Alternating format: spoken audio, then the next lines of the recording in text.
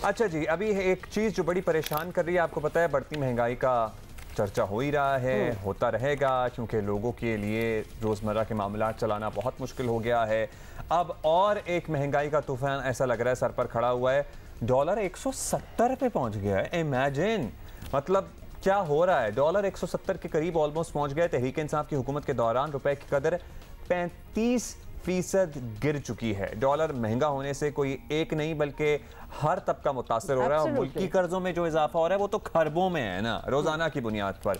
मुसलसल इजाफा महंगाई के नए तूफान को खुली दावत ये देता है और दे रहा है, क्योंकि देखा यही गया है कि डॉलर की कीमत का आम जरूरियात की चीजों पर हमेशा फर्क पड़ता है। रुपए की कदर में इस्तेहकाम लाने के लिए हुकूमत को गैर मामूली इक़दामात करना होंगे, क्योंकि बकौल हमारे वज़ीर आज़म के अगर डॉलर 1 रुपया बढ़ता है तो मुल्क पर 100 अरब रुपया कर्जा चढ़ता है।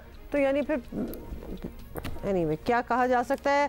बल्कि हम ज़रा इस बात के बारे में ज़रा मज़ीद बात करते हैं। माशी तज्ज़ियाकार मोहम्मद सुहेल हमें ज्वाइन कर चुके हैं। वो मोहम्मद सुहेल साहब, डॉलर की कीमत जिस तरह ऊपर जा रही है फिलहाल तो ये कंट्रोल से बाहर नज़र आ रही है। 170 की हम बात कर रहे हैं, तो महंगाई तो होगी। इसके अलावा मईशत पर इसका क्या असर पड़ रहा है? कुछ तो हमने मेंशन कर दिया, डिटेल आप दे दें। देखिए, पाकिस्तान में रिवायत रही है कि पाकिस्तानीज जो हैं वो 2-3 चीज़ों में बहुत ज़्यादा इन्वेस्टमेंट करते हैं। एक प्रॉपर्टी है और एक डॉलर है। जो आज की तारीख में भी जो ऑफिशियल डिक्लेयर्ड डॉलर की इन्वेस्टमेंट है वो $7 बिलियन की है। और जब हमने देखा है कि जब रुपये की कदर गिरती है और डॉलर की कदर बढ़ती है तो लोग जो है अपनी सेविंग्स जो है वो दूसरी जगहों से डॉलर में मुंतकिल करते हैं, जिससे ओवरऑल इन्वेस्टमेंट पाकिस्तान में कम हो जाती है और जो सारा जो सरमाया है वो डॉलर में चला जाता है, जिससे इकोनॉमी को भी नुकसान पहुंचता है। और दूसरी जानिब जो आपने कहा कि महंगाई बढ़ती है जिसकी वजह से इंटरेस्ट रेट बढ़ सकते हैं, जिसकी वजह से और भी सख्तियां पैदा हो सकती हैं। तो ये दो इम्प्लीकेशंस होती हैं कि लोग अपना पैसा जो है वो डॉलर में डाल देते हैं और फिर जो महंगाई होती है उसका असर जो है वो लोगों की इनकम पर पड़ता है। अच्छा सुहेल साहब, डॉलर की कीमत कंट्रोल करने के लिए क्या स्टेट बैंक या हुकूमत को अब मुदाखलत देनी चाहिए? क्योंकि यही था जनाब, फ्री फ्लोट होने देंगे, मगर अब ये नतीजा आपके सामने ही है। This is going out of hands.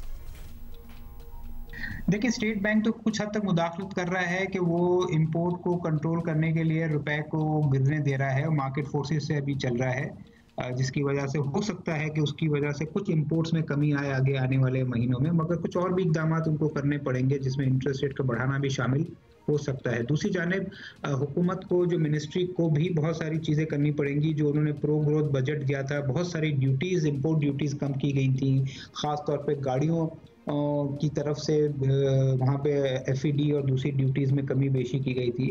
तो मेरे ख्याल में हुकूमत के लिहाज पे भी जो इंपोर्ट है उसको कंट्रोल करने के लिए मेहनत करनी पड़ेगी। और मुझे तो ये लगता है कि अगर पाकिस्तान ने IMF से दोबारा नेगोशिएशन करने हैं और उनके साथ एग्रीमेंट करना है तो IMF की भी ये डिमांड होगी कि किसी तरीके से भी ये जो ट्रेड डेफिसिट है उसको कम किया जाए और उसमें इंपोर्ट्स को कंट्रोल करना पहली प्रायोरिटी होगी, क्योंकि एक्सपोर्ट बढ़ाना, रेमिटेंस बढ़ाना वो बहुत आसानी से नहीं हो पाता, उसमें टाइम लगता है। बहुत शुक्रिया आपका मोहम्मद सुहेल साहब, thank you for helping us understand the whole thing.